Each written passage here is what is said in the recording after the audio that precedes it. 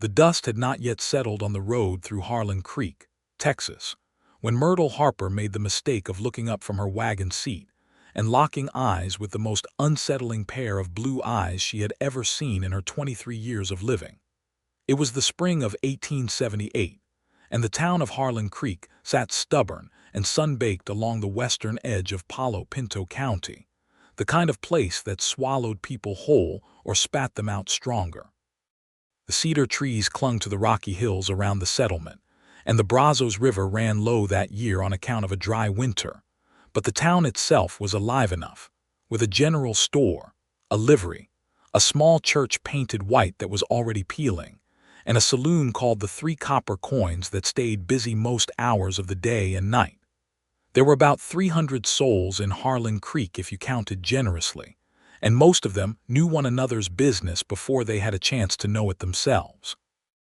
Myrtle had driven the wagon in from her father's ranch, which sat about 4 miles east of town along a switchback road that wound through cedar breaks and limestone outcroppings. She was a striking woman, with dark auburn hair that she kept pinned under a wide-brimmed hat when she worked, and hazel eyes that shifted toward green in sunlight. She had her mother's cheekbones and her father's stubbornness, and both of those things together had made her exactly the kind of woman who did not easily bend.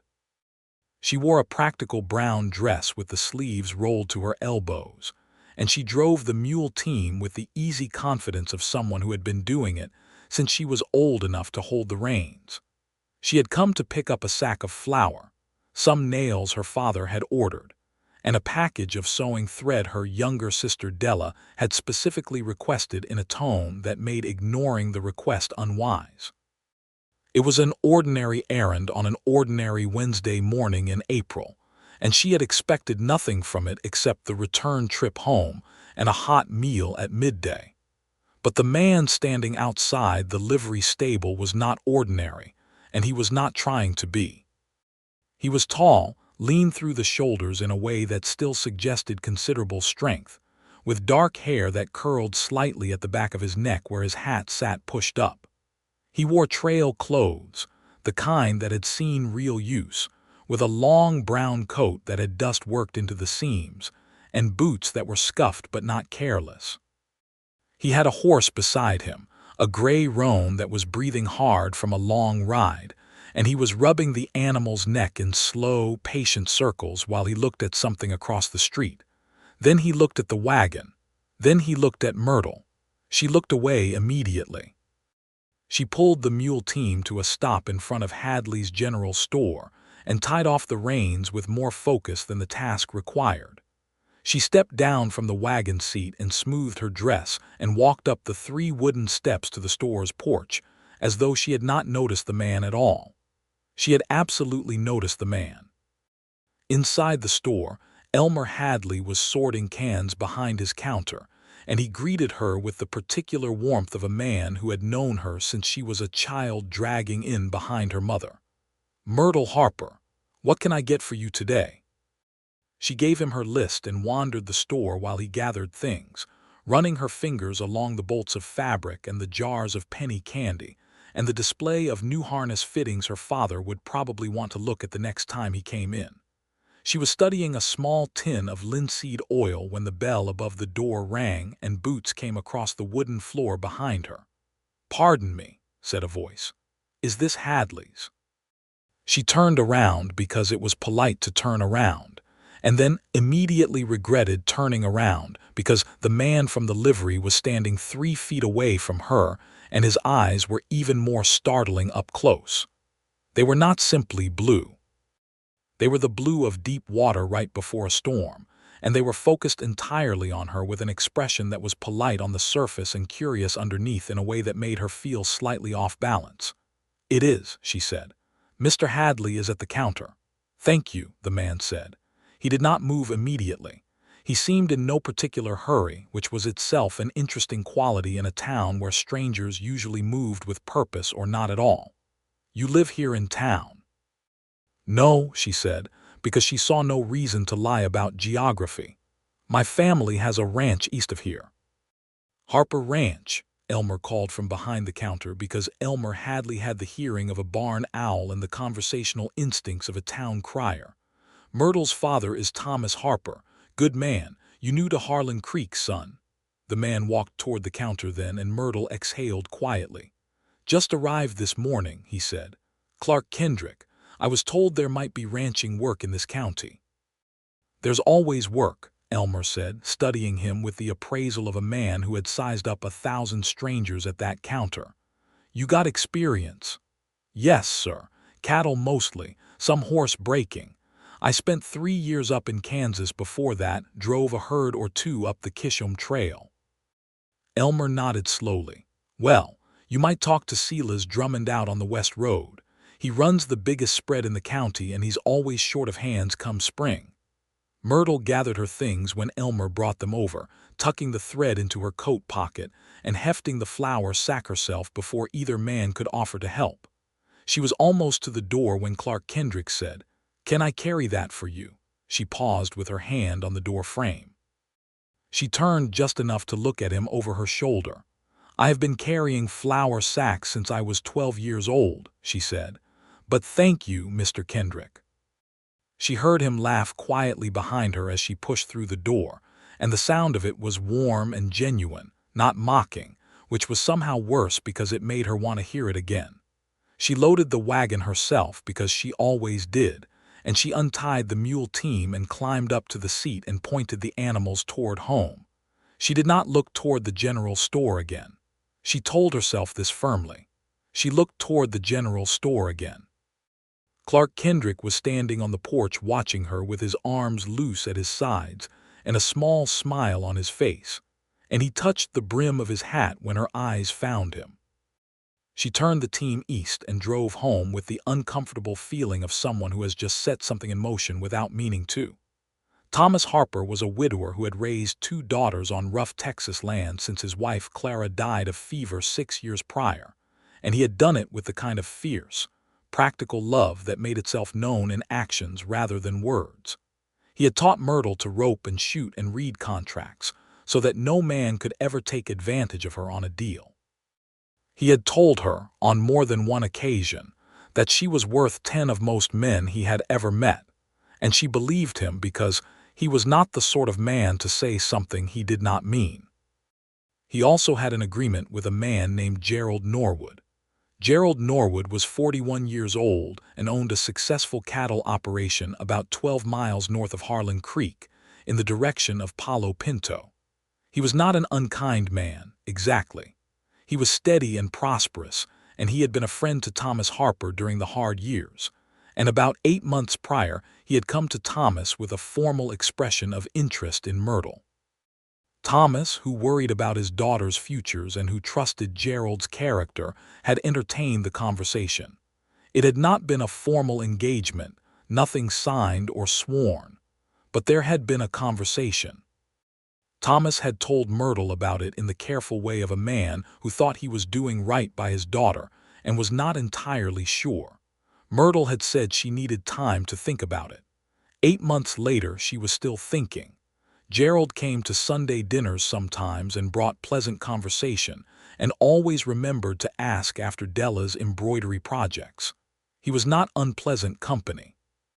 He was simply not someone who made Myrtle's chest feel strange, and she had begun to wonder privately whether that strangeness was something she had simply invented from too many of her mother's old novels, or whether it was real and something she had the right to require.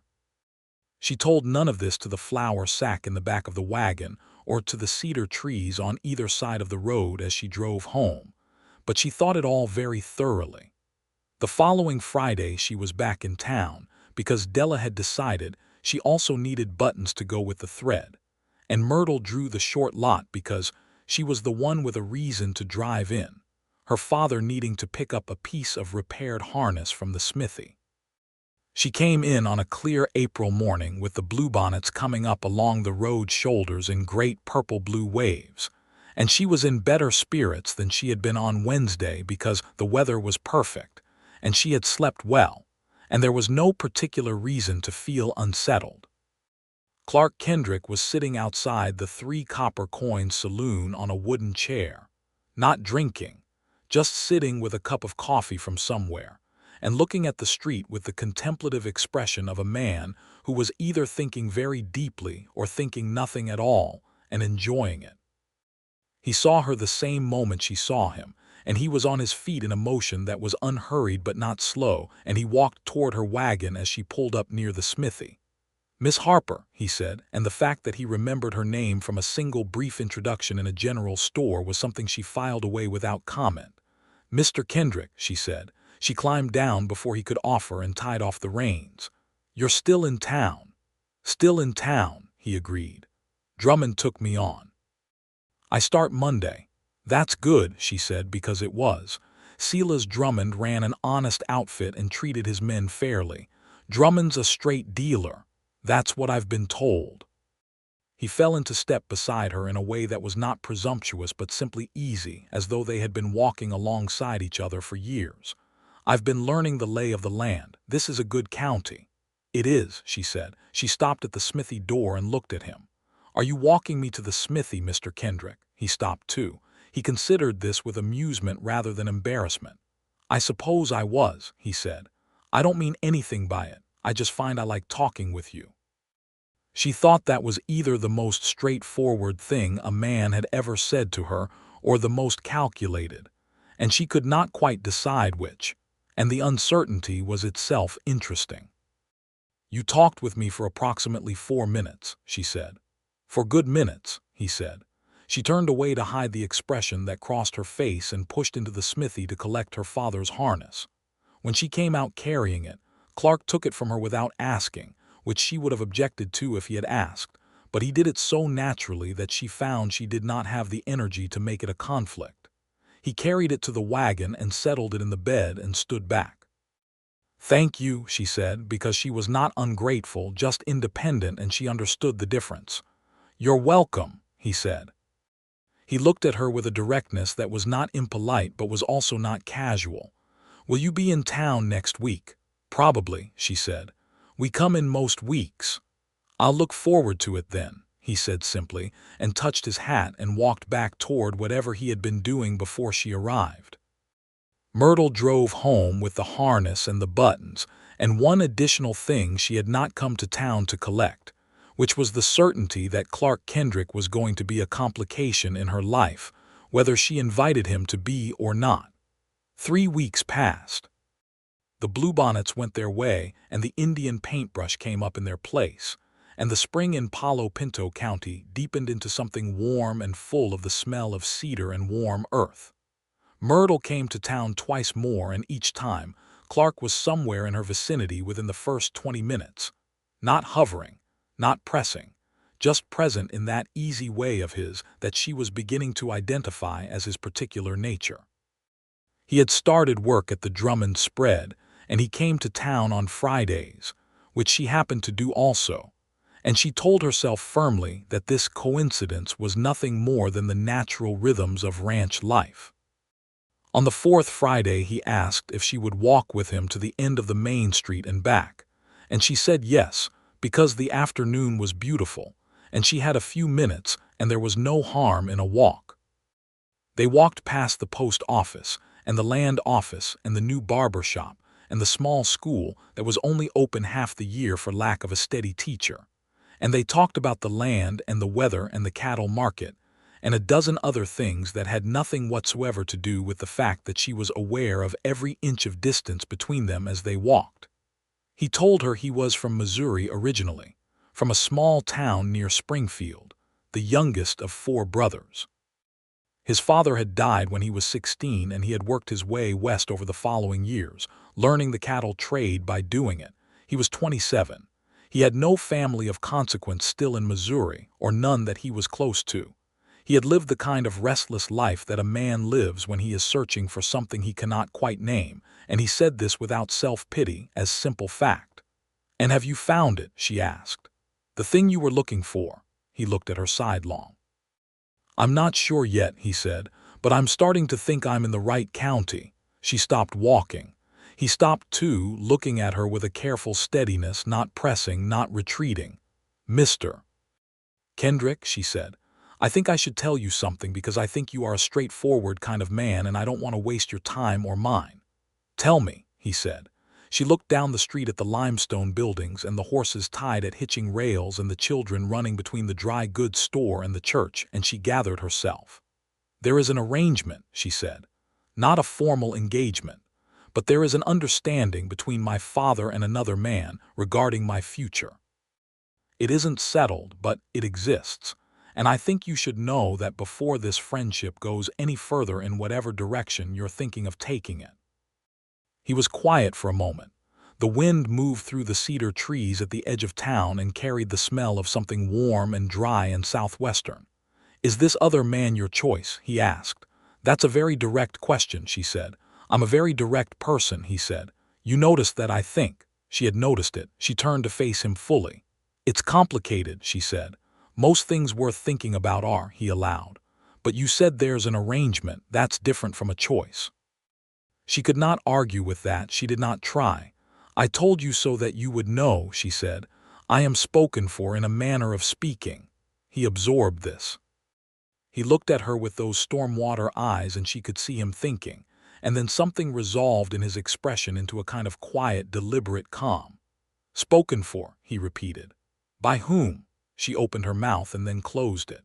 The question had an obvious answer, which was Gerald Norwood's name, and she should have said it immediately, but the honest truth was that something stopped her. Something in the phrasing of the question, or perhaps in the asking of it, landed differently than she expected. "By whom?" As if he was pointing at the real question underneath, which was not the name of the man but whether Myrtle herself had spoken, whether she had made a choice, whether she was spoken for by her own will, or simply by her father's hope and Gerald's patience, and the complicated geography of obligation. She stood on the main street of Harlan Creek in the May sunshine with her hands clasped in front of her, and she could not produce the name.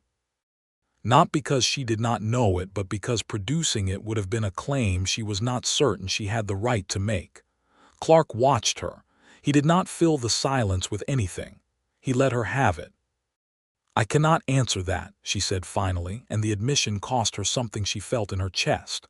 "All right," he said, and his voice was entirely without triumph, which she appreciated more than she could say. He simply nodded. "Then I will wait until you can." "You will wait," she repeated. "Until you're sure," he said. "One way or the other. I'm not going anywhere, Miss Harper. I have a good job on a good spread, and I find I like this country very much." He met her eyes with something that was not quite a smile, but was warmer. "Take whatever time you need." She looked at him for a long moment, this Missouri man with his unhurried patience and his stormwater eyes, and she felt the ground shift slightly under her feet in a way that had nothing to do with the terrain. "You might be waiting a long time," she said. "I might," he agreed. "I'm a patient man." She walked back to her wagon and drove home, and the whole 4 miles through the cedar breaks she was aware that something had changed, and she was not entirely sure whether she was glad of it or frightened, and the combination of both felt terribly like the beginning of something enormous. She told no one. Not Della, who would have been breathlessly romantic about it and therefore unhelpful. Not her father, because telling her father would have required explaining things she had not yet explained to herself. She carried it alone through the following week while she worked the ranch alongside her father, mending fence line in the lower pasture, and moving the spring calves to better grass, and doing all the 1,000 things that a working ranch required. And she let the physical labor of the work hold her steady while the rest of her processed quietly. Gerald Norwood came to Sunday dinner that week, as he sometimes did. He brought a pie from the bakery in town, which was a thoughtful gesture, and he sat at the table with his big, capable hands folded and talked to Thomas about cattle prices and the spring grass conditions, and the new well he was having dug on the north end of his property. He was 51, and he looked it, weathered and solid, his hair gray at the temples. He was not a man who could be called romantic in any conventional sense. He was reliable and decent, and he looked at Myrtle with a quiet, steady regard that she recognized as genuine feeling, And that was the hardest part of it, because she did not want to wound a man who felt genuinely. After dinner on the porch, Gerald said, "Myrtle, I don't want to press you, but I think we've both been dancing around something long enough that it's starting to seem like an answer in itself." She sat in the rocking chair her father had made years ago and looked at the violet edge of the sky where the sun had gone behind the hill. "Gerald," she said, "you are a good man." "That sounds like the beginning of a no," he said, not unkindly. "It sounds like the beginning of honesty," she said. "I don't know what it is yet. I need more time." He nodded. He rocked in his own chair for a moment. "How much more time?" he asked. "I don't know that either," she said. "I'm sorry, I know that's not the answer you want." "It isn't," he said. "But I'd rather have the truth than a comfortable story." He stood, and he put on his hat and he said, "I'll be patient, Myrtle. But I want you to know that patience has an end to it, just like everything else." She understood. She stood and shook his hand in the way she always did because they had never progressed beyond handshaking, and she now recognized that as significant.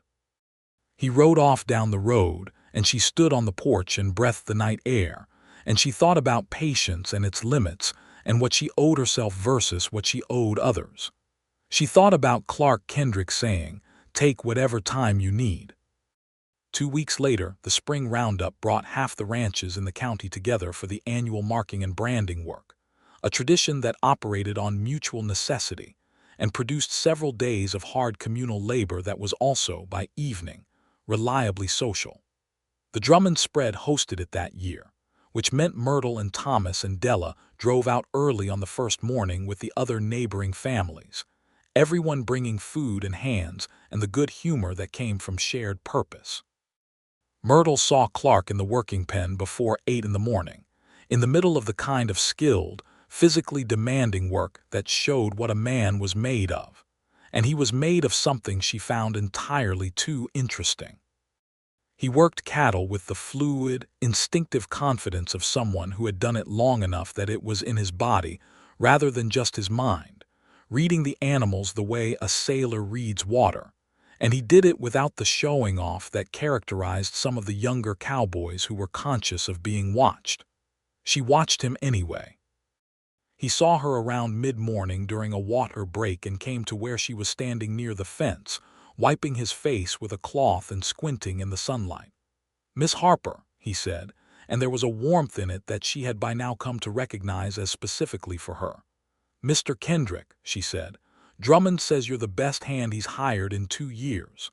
Drummond is generous," he said. "Drummond is accurate," she countered, because she had just watched him work and she was not going to pretend otherwise.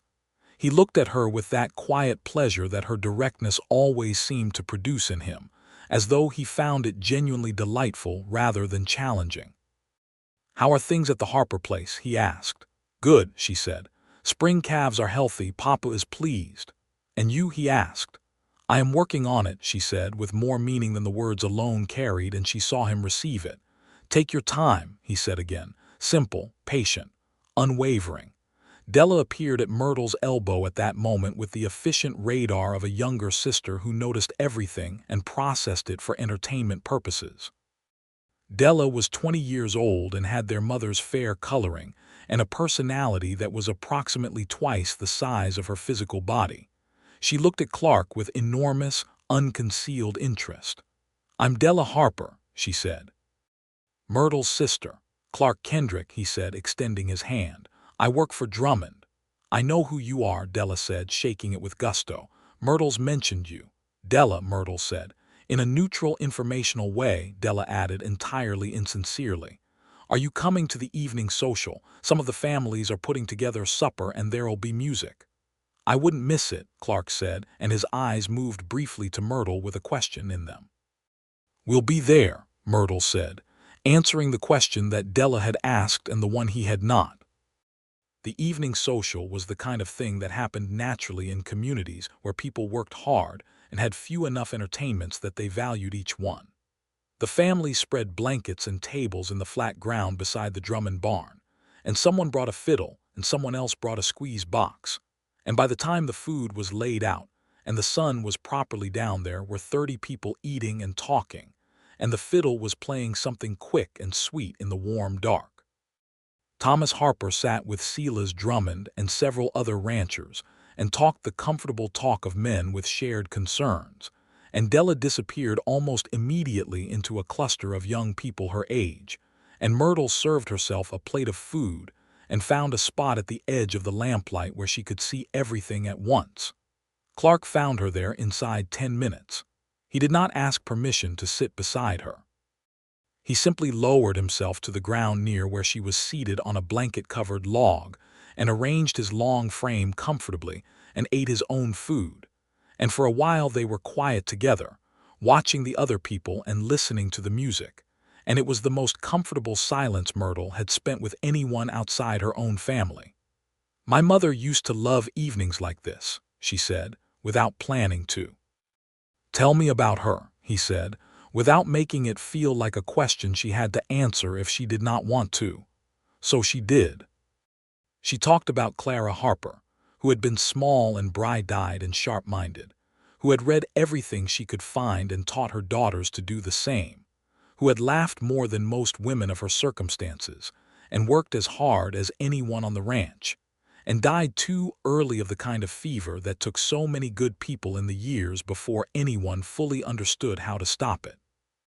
Myrtle talked about her mother and felt the sweet particular ache of someone who has learned to love a memory as well as a person, and Clark listened with the full, still attention of someone who was truly hearing every word. "She sounds like she was extraordinary," he said. "She was," Myrtle said. "She told me once that the most important thing a woman could do was know her own mind. She said men would always have opinions about what a woman should want, and half of them would be well-meaning, and that made it harder, not easier." There was a pause. The fiddle was playing something slower now. "Smart woman," Clark said. "The smartest I've known," Myrtle said. He looked at her sidelong. "She raised one, seems to me." The warmth that moved through her at that was something she neither invited nor could fully stop, and she sat with it quietly and did not answer, and he did not press, and the fiddle played on in the soft Texas dark. The next morning, in the second day of the roundup, a situation arose that had nothing to do with romance and everything to do with the practical realities of ranch country. One of Drummond's steers got loose into the rough cedar break on the north edge of the property, and 3 hands spent 2 hours trying to work it out of the brush without success, because the animal had wedged itself into a narrow draw and was panicking every time anyone approached from the obvious angles. Clark had been watching from horseback. He rode around to the far side of the cedar break, out of sight of the other hands, and came at the steer from a direction no one had tried, working his horse through brush that Myrtle, watching from the fence, thought looked nearly impassable. He spent 20 quiet minutes at it, alone, making no noise, letting the animal settle, and then he moved it out of the draw as gently as though he were guiding water, and he had it back to the main pen without incident. Silas Drummond stood at the fence beside Myrtle watching this and said, "That is a man who understands animals." "Yes," Myrtle said. "Rare thing," Drummond said. "Most men fight their way through. A few know how to wait." She looked at the old rancher. She had the distinct impression he was not entirely talking about cattle, but Silas Drummond had a poker face that had been built over 40 years, and she could not be certain. May deepened into June.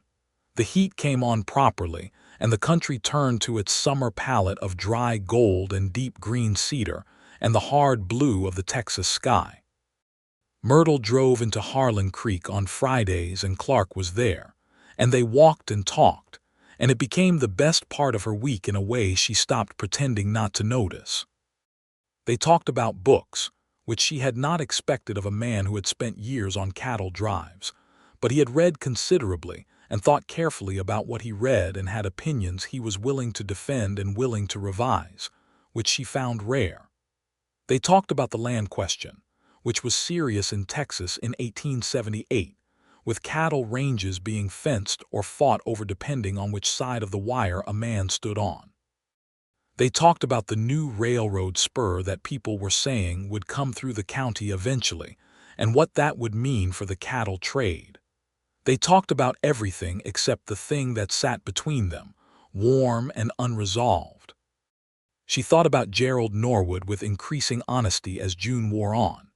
She examined her feelings for him with the careful scrutiny her mother had always recommended for important decisions, and what she found, laid out plainly and without kindness to herself, was that she respected him and wished him well and felt toward him the warm neutrality of a good neighbor, rather than the particular, charged aliveness she felt when Clark was near her.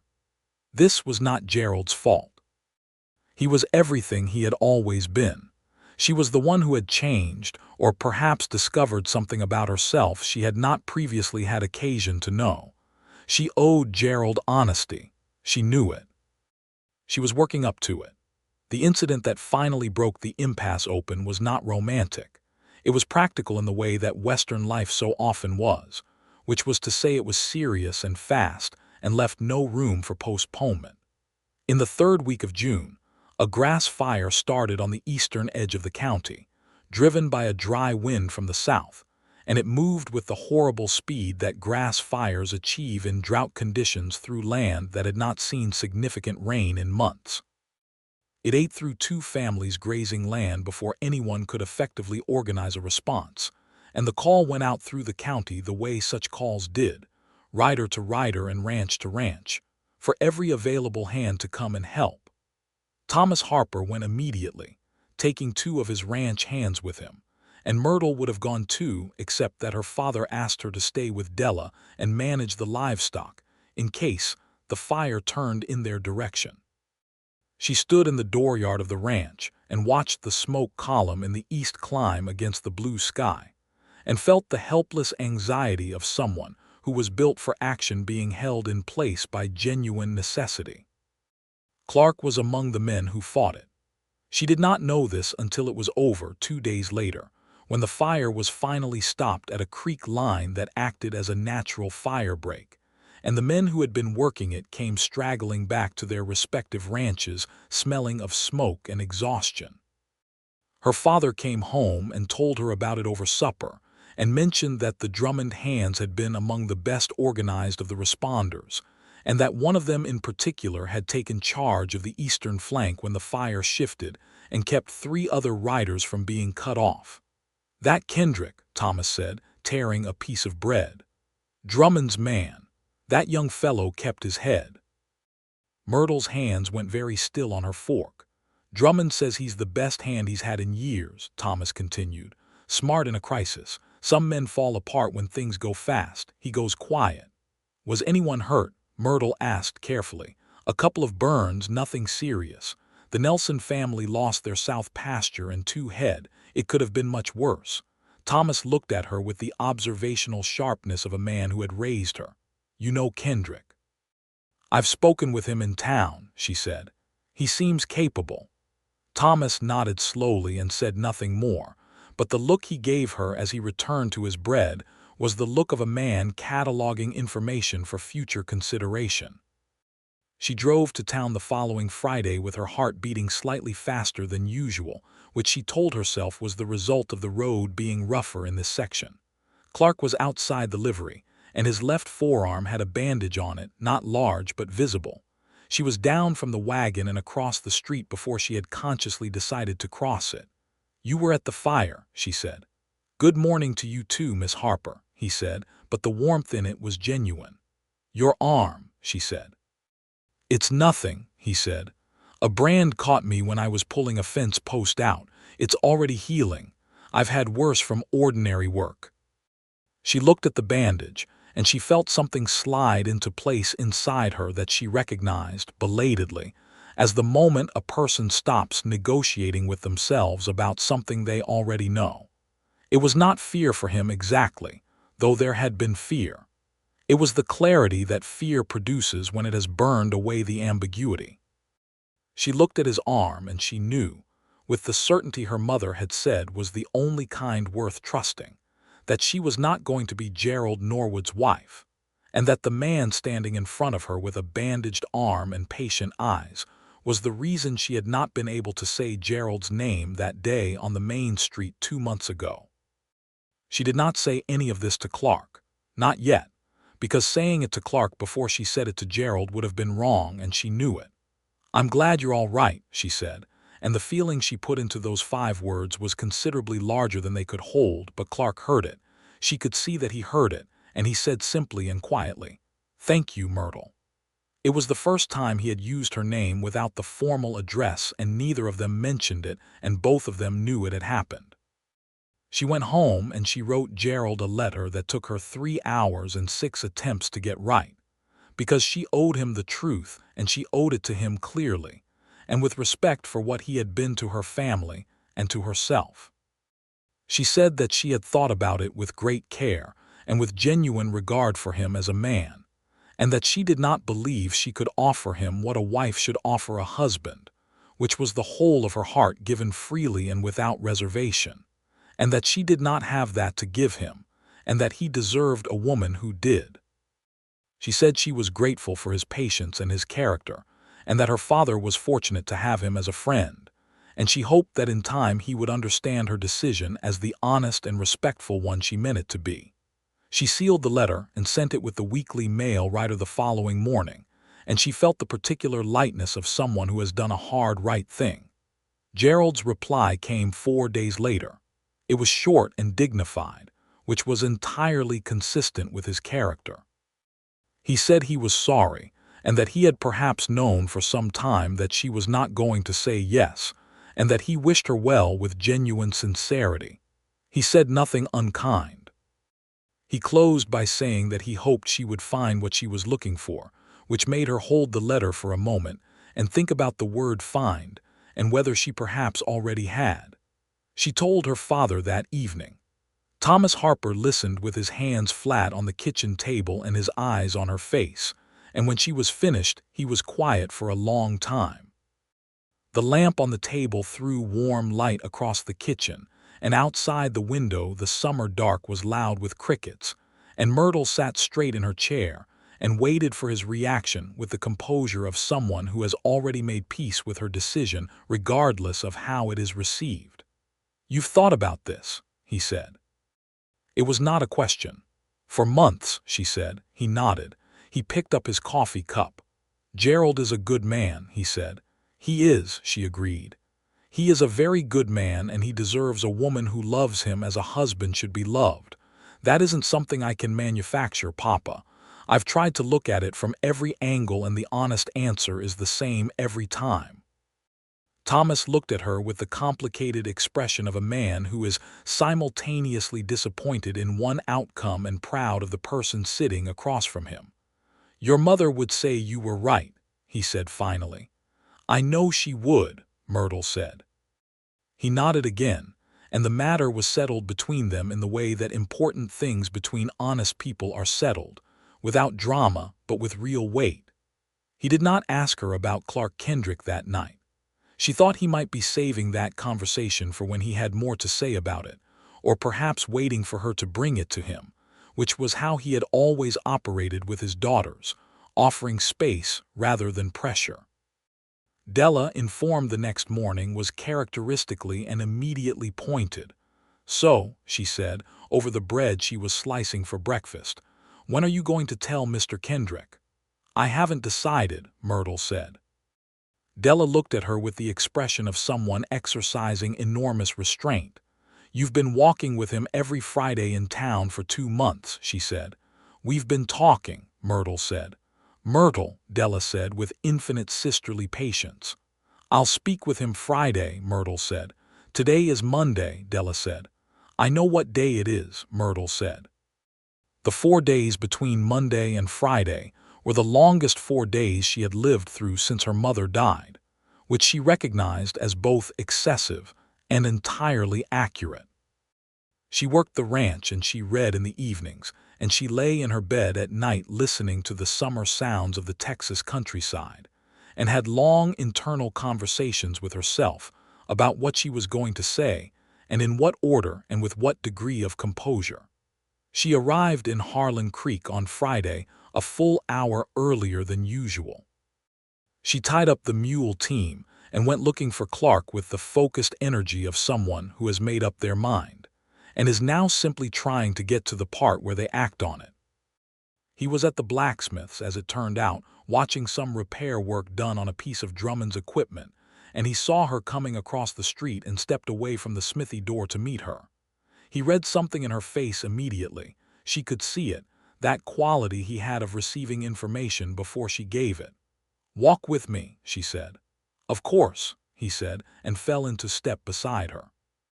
She took him to the far end of the main street where the buildings stopped, and the road ran out between cedar trees toward the open country, and where on a Friday morning in July nobody was particularly passing through, and she stopped and she faced him. "I wrote to Gerald Norwood," she said. "I told him I could not be his wife." Clark was very still. The wind moved the cedar branches behind him with a dry, resinous sound, and the sun was strong and direct overhead. "I told him because I should have told him months ago," she continued. "And I should have told myself months ago if I'm being honest, but I was doing what I think people often do, which is taking longer to admit something true because the truth has consequences and consequences require courage to face." "Myrtle," he said. "I'm not finished," she said. He closed his mouth. "You told me you would wait until I was sure," she said. "And you did, and I am sure now. I am sure that you are the reason I could not say his name when you asked me who had spoken for me. I am sure that you are the reason every Friday in this town is the best part of my week. I am sure that I have never in my life talked with anyone the way I talk with you, and I have never in my life felt the particular way I feel when you are near me. And I know that sounds like something out of one of the novels Della reads, but I have run out of practical language for it." She stopped. She had slightly more to say, but her voice had become uncertain at the edges in a way that surprised her, because she had planned this speech to be considerably more composed. Clark looked at her for a moment that stretched long and warm, and then he reached out and took both of her hands in his, which were warm and were calloused and entirely steady. "Say it in whatever language you have," he said. "I'll understand." "I think I am falling in love with you," she said. "I think I started falling the day you asked me who had spoken for me and the answer stopped in my throat, and I have been falling ever since, and I am not frightened of it anymore, but I thought you should know where I am." He held her hands, and he looked at her with those storm-water eyes that had been patient for 2 months, and were now something else entirely, something that was warm and unguarded and open in a way she thought he probably did not show often or to many people. "Myrtle Harper," he said, "I knew in the general store on a Wednesday morning in April that you were the most remarkable woman I had ever met, and I have thought so every day since, and I would very much like to spend a considerable amount of time making sure you know it." She laughed, which surprised her, and then they were both smiling in the cedar-scented July morning, and he was still holding her hands, and she thought that the ground under her feet, which had been shifting and uncertain for months, had finally settled into something solid. "Take me to lunch," she said. "There's a place on 2nd Street that does a decent beef pie, and I would like to eat something and talk with you for as long as possible before I have to drive the mule team home." "The finest invitation I have received in years," he said, and offered her his arm, and she took it, and they walked back down the main street of Harlan Creek together in a way that was markedly different from all the previous times they had walked down it, and anyone watching would have noticed the difference immediately, and several people were watching. Thomas Harper had his Clark Kendrick conversation with Myrtle the following Sunday, and it was a conversation of some complexity, because Thomas was simultaneously the father who had raised her to trust her own mind, and the man who had hoped, in practical terms, for a certain kind of future for his daughter. Clark Kendrick was a working cowhand with no land of his own and no independent means, and these were realities that a rancher with daughters to consider could not ignore. Myrtle went into that conversation prepared, because she had been prepared for conversations with her father for as long as she could remember. She told him about Clark's character, which she had had 2 months to observe carefully. She told him about his work history and his reputation with Drummond and his manner with animals and people under pressure. She told him that land and means could be built by a capable man with a good head and strong hands, and that character could not be built at all but only found or not found. Thomas listened to all of this and then he said, "I would like to meet him properly."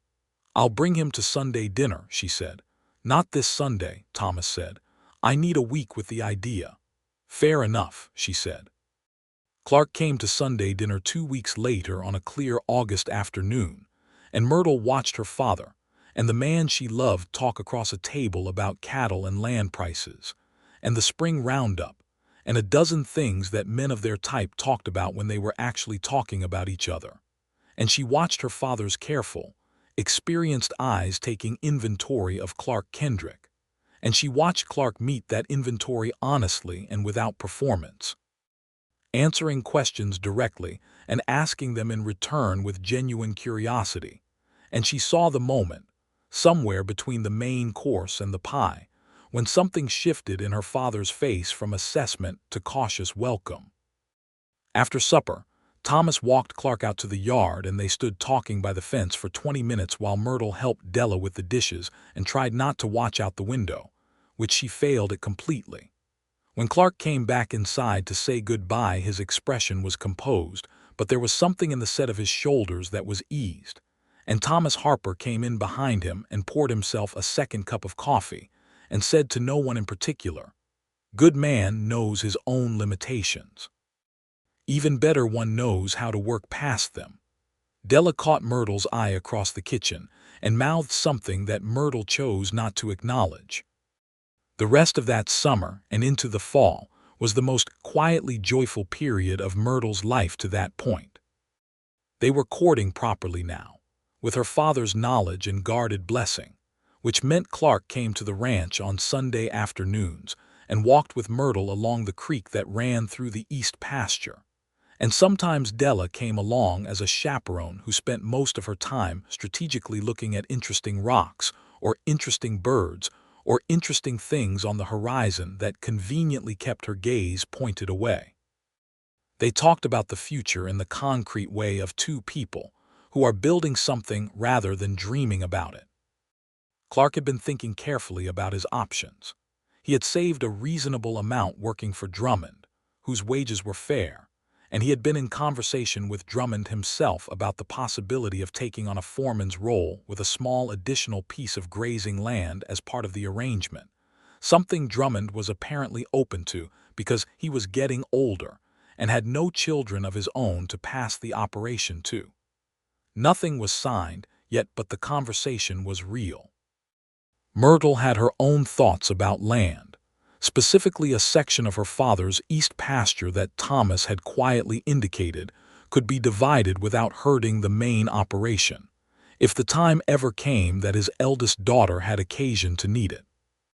She told Clark about this one afternoon by the creek with the fall colors coming into the trees, the cedars staying green but the pecans and elms going gold around them, and Clark sat with this information for a moment and then looked at her with an expression that was very earnest and slightly undone.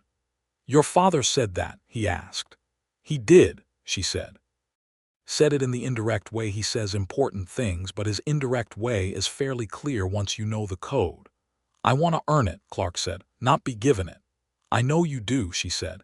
"He knows that too. He's not giving it to you. He'd be giving it to me if the time came. There's a difference."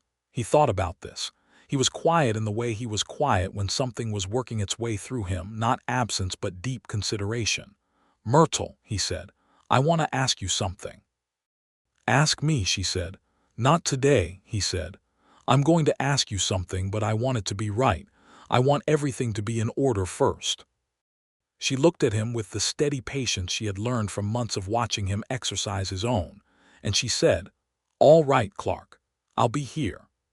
The something he was not ready to ask came in November, on the first genuinely cold day the county had seen that year, when the north wind had a bite to it, and the sky was low and gray, and the smell of wood smoke was drifting from every chimney in Harlan Creek. He had ridden to the ranch on a Sunday morning, and Myrtle met him in the dooryard where he dismounted and tied his horse to the post, and he was wearing his good coat, the dark one, which he only wore on Sundays. He had a small box in his coat pocket, which she did not see until later, and he said, "Will you walk with me?" She got her own coat and her hat, and they walked down the farm road to the lower pasture, where the creek curved through a stand of pecan trees, bare-limbed now in the November cold, the sky reflected in the still pools of the creek like a piece of pewter. He stopped at the biggest pecan tree, the one that Myrtle had known since childhood because her father had carved her name in the bark when she was born, M.H., still readable 23 years later in the ridged brown bark. Clark looked at the carving for a moment and then turned to her. He took the box from his pocket and she saw what it was and her breath went out of her. "I spoke with your father last week," he said. "Privately, he gave me his answer. The ring was my mother's, which is the only thing of hers I carried with me when I left Missouri. It's simple. If you would rather have something else when things are more settled, I'll understand." "Clark," she said. "Myrtle Harper," he said, and his voice was very steady and very quiet, which was how he always was when something mattered most to him.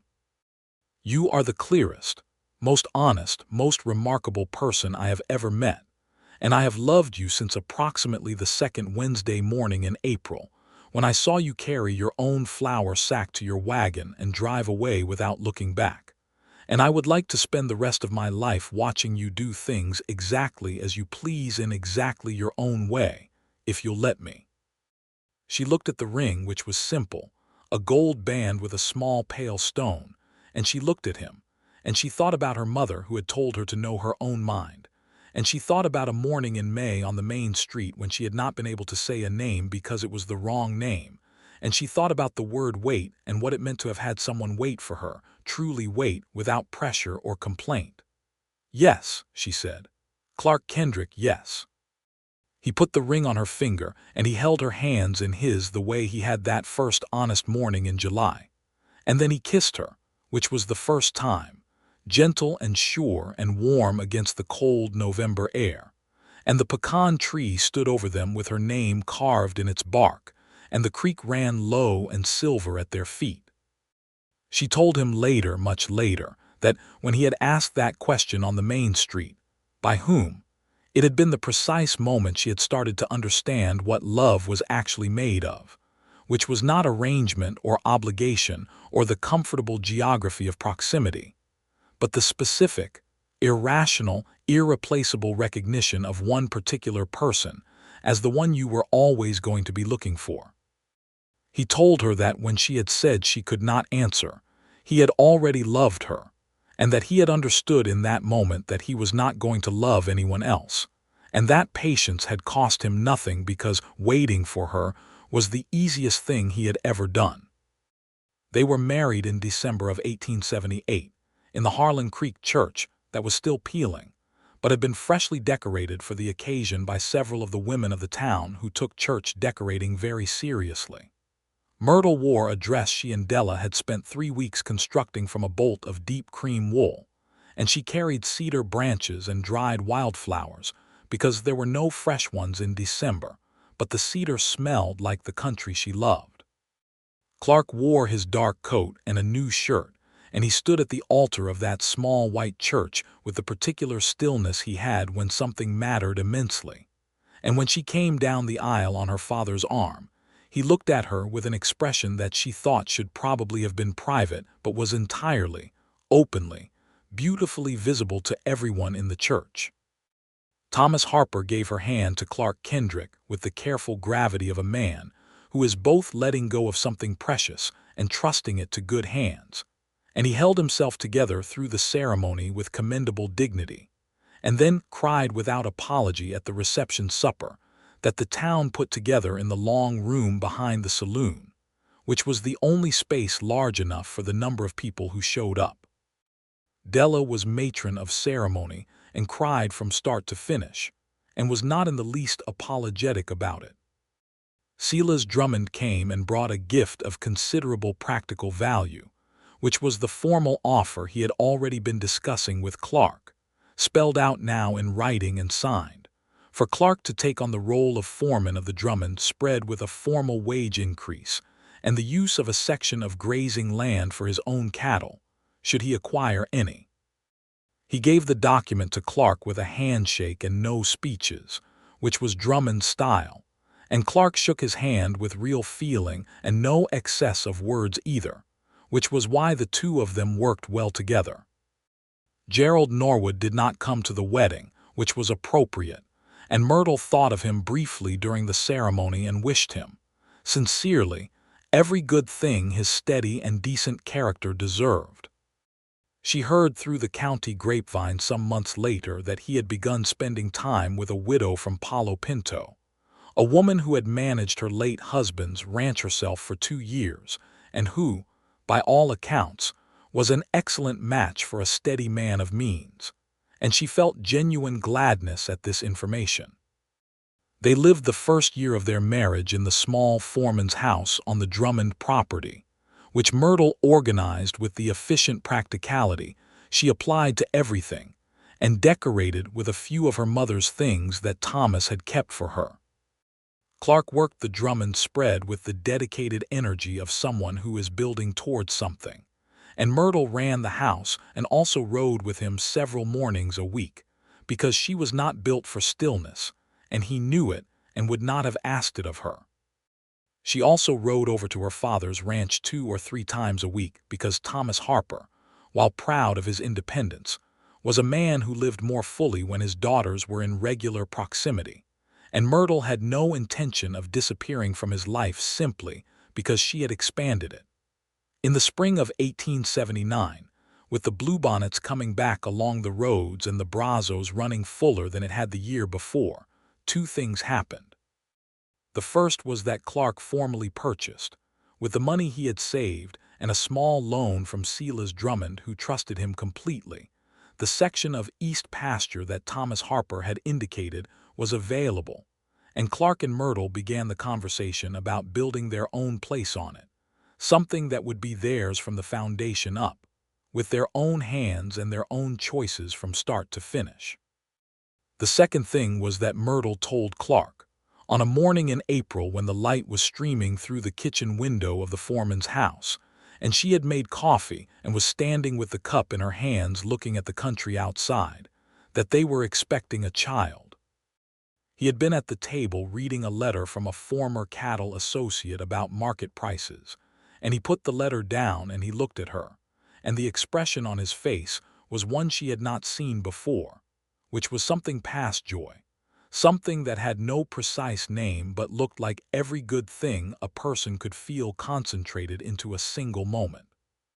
He stood up and crossed the kitchen and took the coffee cup out of her hands and set it down carefully and held her face in both of his hands and looked at her for a long time without speaking. "Are you all right?" she said, because his silence was unusual. "I am extraordinary," he said, which made her laugh, and he put his arms around her and held her there in the kitchen doorway while the April morning came through the window and the coffee cooled, and neither of them moved for a long time. Thomas Harper, when told, produced an expression of pure and uncomplicated happiness that Myrtle had not seen on his face since before her mother died, and Della screamed with delight at a volume that startled the horses in the yard. The pregnancy went well through the spring and the summer that followed, and Myrtle worked the ranch and managed the household, and helped with the planning for the house they intended to build, reviewing the drawings with the same critical focus she applied to everything, arguing constructively with Clark about the position of the windows and the size of the kitchen, until they reached solutions she could honestly say were better than either of their individual proposals. This was how they worked together on most things, and it suited them both. The house was started in the late summer, with Drummond's hands helping on the days when the main operation allowed, because Silas Drummond was the kind of man who made sure the people who worked well for him were set up well in their lives. Clark worked on it himself every spare hour, and Myrtle came and watched and occasionally handed him things and made practical suggestions that he took seriously without argument, and the structure rose through August and into September, timber-framed and solid, with a good kitchen and a proper bedroom, and a second bedroom for the baby and a front porch that looked east toward the limestone hills.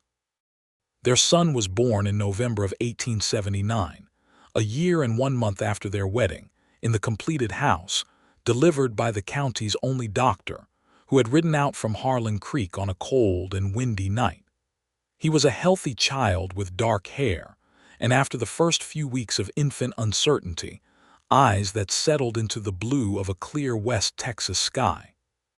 They named him Thomas Clark Kendrick, the first name for her father and the second for his own. And when Thomas Harper held the baby for the first time on the afternoon of his arrival, he sat in the rocking chair Clark had placed by the fire, and he was very quiet for a long time, and his eyes were bright. "Clara would have loved this," he said.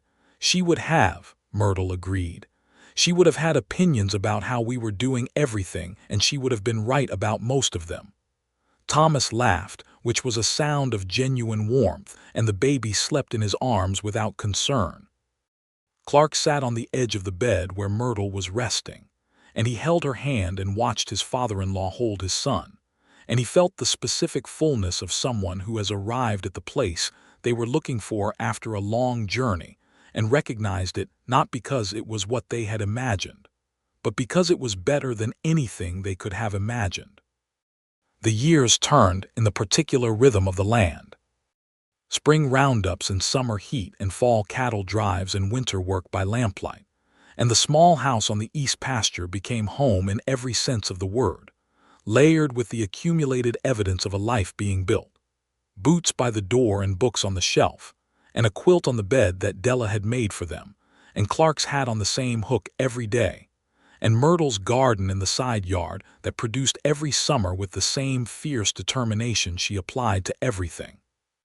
Thomas Clark, called Tommy from almost the beginning, grew into a bright and curious boy who loved horses with the instinctive passion of someone who has it in his blood from both sides of the family, and who followed his father around the ranch from the time he was old enough to keep up. He had Clark's patience and Myrtle's directness, and his grandfather's love of sitting quietly and thinking hard, and he was, by universal agreement of everyone who knew him, a very satisfying child to be around. Della, in 1881, married a man named Robert Hale, who had come to the county to work on the railroad surveying that was indeed now happening, and had the practical good sense to fall in love with the most vibrant person he encountered in the course of his work. Their wedding was held in the summer and was considerably noisier than Myrtle and Clark's had been, in keeping with Della's personality, and Myrtle stood beside her sister at the altar of the same little church, and felt the deep, symmetrical satisfaction of watching her sister have the thing she herself had been lucky enough to find. In 1882, Myrtle and Clark's daughter was born, named Clara for Myrtle's mother, with auburn hair from her mother and a stubbornness from both sides that announced itself almost immediately and never really moderated. Silas Drummond, who had become something between an employer and a grandfather figure to the Kendrick family, came to meet her and declared her the best-looking Texan born that year, which was probably biased, but nobody contested it. Drummond himself retired from active management of the spread in 1883 and formalized what had been an arrangement into a proper partnership, signing over controlling interest to Clark in exchange for a fair price to be paid over several years and a guarantee of a comfortable retirement on the property he had built.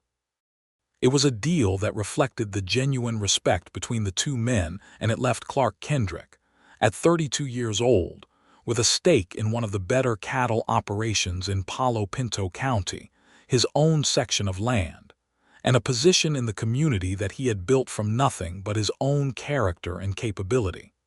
The injustice of the era was not absent from their world.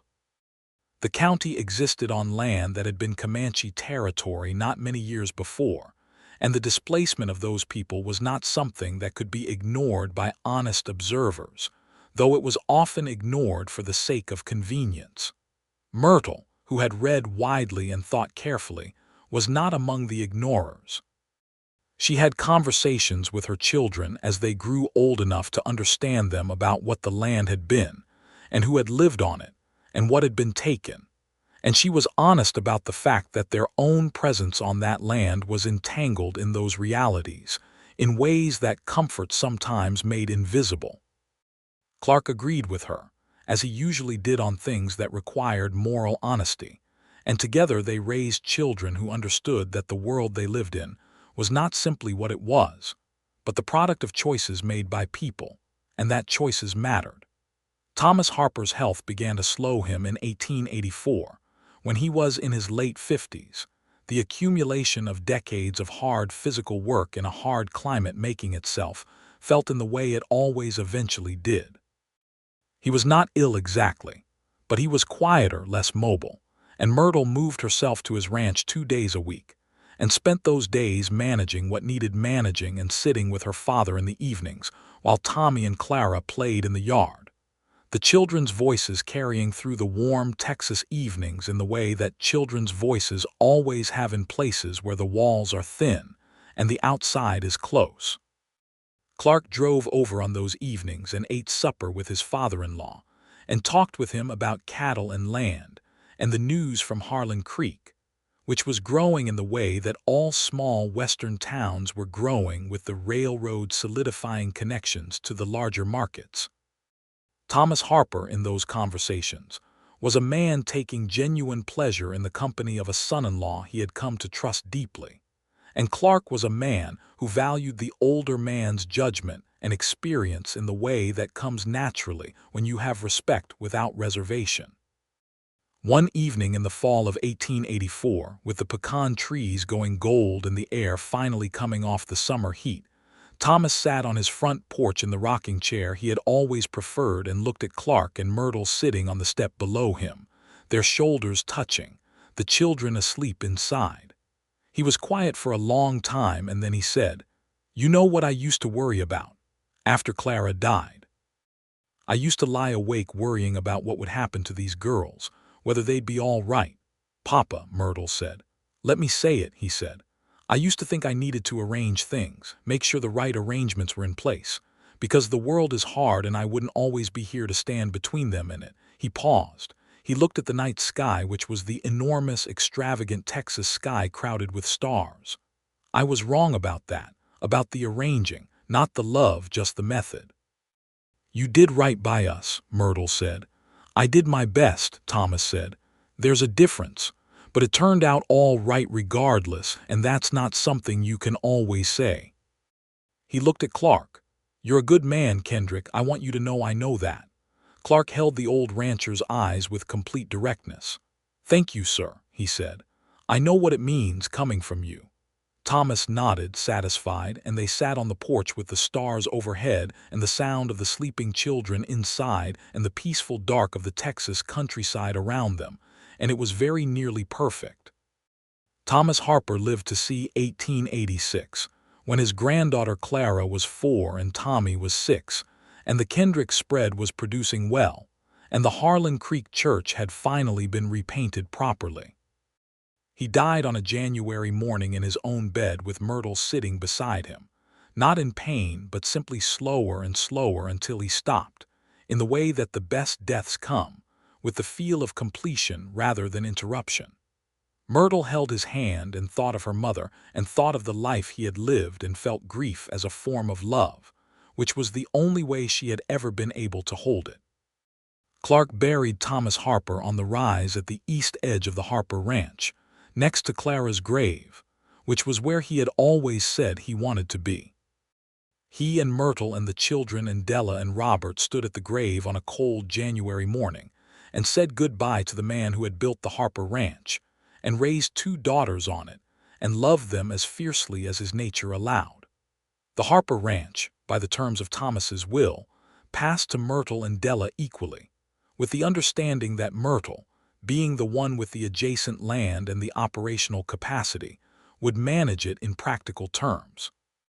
Della and Robert, who had settled in a house at the edge of Harlan Creek, where Robert had taken work with the railroad company, agreed to this arrangement without difficulty, and the Harper land and the Kendrick land became effectively one working operation while remaining distinct in ownership, which suited the practical reality perfectly. The years that followed were good ones, built on the solid foundation of everything that had been decided and built and chosen in the years before. Clark Kendrick became a fixture in Palo Pinto County, the kind of man that other ranchers consulted in civic arrangements involved, not because he sought prominence, but because his judgment was trusted and his integrity was consistent, and people in communities always eventually identify and rely on the people who are genuinely reliable. He was on the committee that organized the county fair from 1885 onward, and he helped establish the arrangement that finally brought a permanent schoolteacher to Harlan Creek, a young woman from San Antonio who had more education than anyone in the county, and who transformed the school from a half-year affair to a proper full-year institution. Myrtle ran the household and the ranch with the same efficient, thoughtful competence she had always brought to everything, and she also spent an increasing amount of time with the small reading group she had organized with 3 other women in the county, who met monthly at each other's houses and read and discussed books with an intellectual seriousness that surprised some of the men who heard about it, and should not have surprised anyone who knew the women involved. The group met for years, expanding and contracting with the arrivals and departures of county life, and was one of the things Myrtle was quietly most proud of. Tommy Kendrick grew up tall and thoughtful with his mother's reading habits and his father's feel for land and animals, and at 15, he was already a skilled writer and an attentive student of the ranch's operations.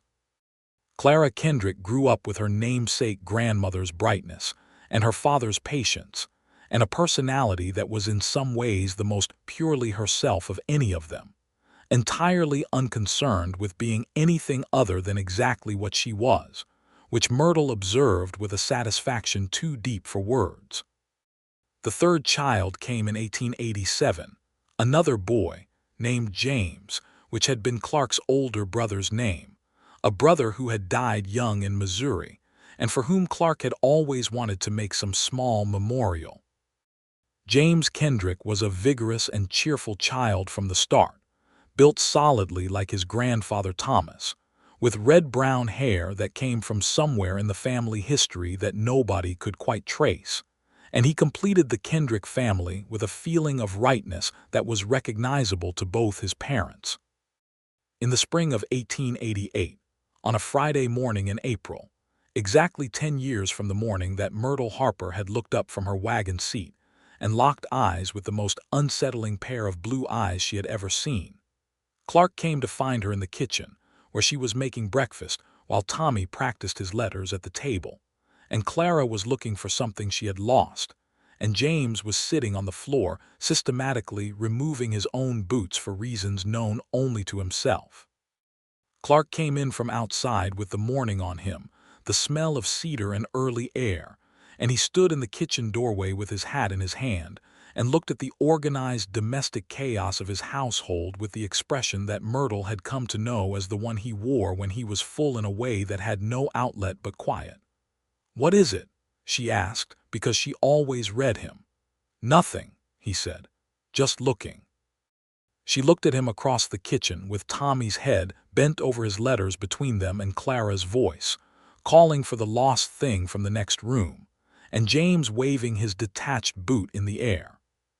She looked at Clark Kendrick, who had come to Harlan Creek on a spring morning with a tired horse and a willingness to wait, and who had waited with a patience she now understood as one of the forms love takes when it is sure of itself.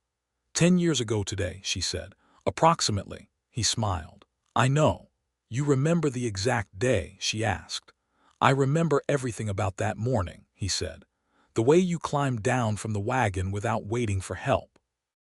The way you told Elmer Hadley you'd been carrying flour sacks since you were 12. You heard that," she said. "I heard every word," he said. "I walked into that store because of you, in case that wasn't clear." She put down the spoon she was holding. "You told me you needed to ask Elmer about ranching work." "I did need to ask about ranching work," he said. "And I also walked into the store because you had just walked into the store." She looked at him. "Clark Kendrick," she said. "Myrtle Kendrick," he returned. using her married name with the same warmth he always had, and which still, after 10 years, landed somewhere comfortable and warm in her chest. Tommy looked up from his letters. "Are you talking about when you met?" he asked. "Grandpa told me the story." "What did Grandpa tell you?" Myrtle asked. "He said a cowboy came to town who didn't know anybody, and he met a woman who told him she was already spoken for," Tommy said, with the careful recitation of a child who has memorized a good story. "And the cowboy asked who had spoken for her, and she didn't have an answer. And the cowboy said he would wait until she did." Clark and Myrtle looked at each other over their son's head. "Grandpa had a good memory for stories," Clark said. "He did," Myrtle agreed.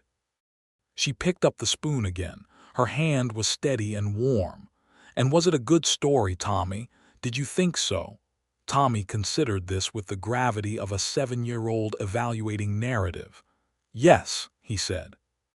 "Because the cowboy was patient and it worked out. Grandpa said patience was a kind of bravery."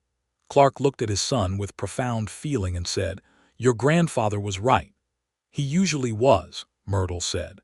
Clara found her lost thing, which turned out to be under the very chair she had been sitting in the whole time, and announced this with the triumph of a discoverer finding new territory. James had freed himself from his second boot and was now working on the stockings. Tommy returned to his letters. The morning moved forward in its warm, full, ordinary way, the way that mornings move in houses where love has set down proper roots and grown in all directions. Later that evening, when the children were in bed and the house was quiet, and the spring night was coming through the open window with the smell of cedar and new grass, Clark and Myrtle sat on the front porch of the house they had built together, the one that faced east toward the limestone hills. The stars were coming out above the county the way they always did, in the extravagant profusion that the dark West Texas sky allowed, and the air was warm enough now to sit outside without a coat. "I have been thinking," Clark said. "About what?" she asked. "About whether I would do it differently," he said, "if I could, any of it." She looked at the stars and thought about the question honestly, which was how she always thought about things. She thought about the Wednesday morning and the general store and the walk on the main street and the moment she could not say a name. She thought about Gerald Norwood and her father and the letter she had written, and the morning by the pecan tree with the ring in its small box. She thought about the church in December and the fireman's house and the house they had built and the children inside it sleeping. "No," she said. "Not a thing, nor I," he said. He reached over and took her hand, as he had taken it that July morning when she had finally said what she knew, and his hand was warm and steady and entirely familiar, which was one of the forms love takes after 10 years of building itself into the daily texture of two lives. "10 years," she said. "And however many more come," he said. She leaned her head against his shoulder, the way she did sometimes when words were not the most useful thing, and the porch held them both, and the stars continued their extravagant western display overhead, and the cedar trees were black shapes against the luminous dark of the sky, and the Brazos ran somewhere to the south of them through its limestone canyons, and the county lay all around them in its ancient, difficult, beautiful reality. The same land that had been hard and dry, and full of grief and fire and loss and work and love since long before either of them arrived on it. Clark Kendrick had come to Harlan Creek on a spring morning with nothing but a tired horse and a willingness to be patient.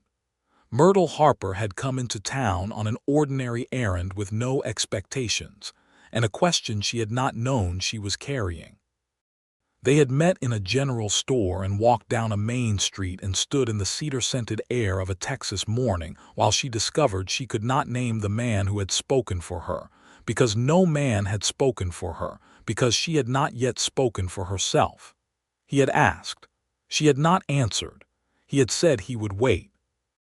He had kept his word with such quiet, steady faithfulness that the waiting itself had been a kind of love letter, written not in words but in the accumulated Fridays of a Texas spring and summer and fall, in patience that cost him nothing because he was certain, and in the generosity of not pressing her before she was ready, and in the simple human grace of taking a person seriously enough to let them be sure.